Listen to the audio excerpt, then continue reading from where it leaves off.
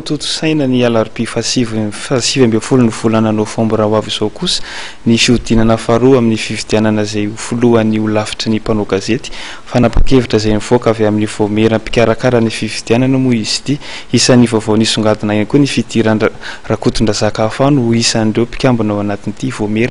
Taorian'ny fihaonan'ny mpanao gazety nanoloana ny olana nitranga taorian'ny fifidianana fihodinana voalohany anisan'izany no filohan'ny ho lavitry ny mpanao gazety na OJM dia nivoatra tetsy amin'ny tranombokim-pirenena Itsapefilo fa hemitra amin'ny fifidianana fihodinana faharoa izay nokasaina ho toto-saina ny alarobia 7 novambra izao. Fanapa-kevitra avy amin'ny voamera mpikarakara ny fifidianana araka ny vaovao nampitaina. Fantatra ihany koa fa nanaiky ny idiran'Andriamatoa fa ny Rakotondrazaka solon-tena mpanao gazety eo anivon'ny Senita izay hitondra ny traikefany amin'ny fanatotosana ny dingana faharoa amin'ny fifidianana ny ho lavitry ny mpanao gazety. Ireo mpanao gazety izay niona sy niady hevitra tetsy Apefilo. Nangotraka dia nangotraka ny ady hevitra momba ity olana mianjadin'ny mpanao gazety ity. Isan'ny votra nandritra ny fotoana izay fanemorana ny datim-pifidianana izay noho ny antony ara-teknika. Ny ekipa n'Andriamatoa Lambo Tahira Lambo Mahay nametraka ny fanafoanana sy ny famerenana amin'ny fifidianana.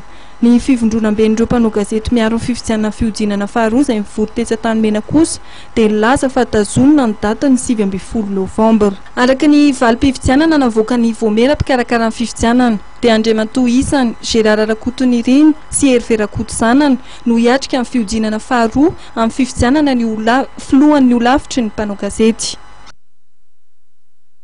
Tontolo ny finoana kosa mindeha hanakatonatsika ny fampalalam-baovao no zaraina Valosoa sy Marim-pakasitrano ireo ankizy mpianatra sekoly alahady misy 5,700 avy amin'ny kilasy voalohany hatramin'ny fahafolo afaka fanadinana natao amin'ny FJKM Ambodiady vaovao.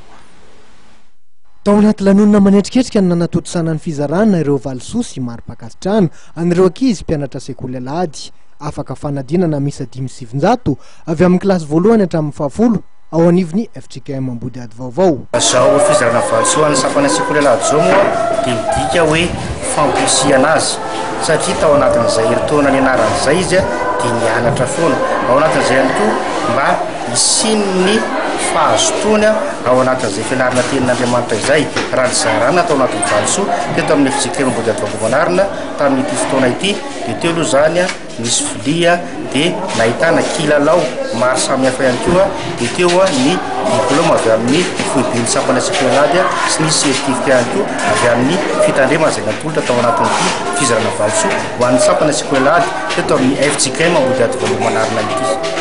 Tamin'ny 12 sy 20 jolay lasa teo no nitaterana ny fanadinana sekoly alahady ho an'ny kilasy voalohany hatramin'ny fahadimy sy ny fahaenina no miakatra. No marian'ny tompon'andraikitra ao anivon'ny FJKM Ambodiady vaovao fa ny isan'ny mpanala fanadinana ao atoerana no ny enina no ny antony maro samihafa ka lasa 700 mahery saingy anisan'ny mpianatra sekoly alahady kosa dia nitombo ary mahatratra 100 mahery zany ankehitriny. Mpanabe manodidina ny 80 no misahana ny fampianarana soratra masina ireto ankizy.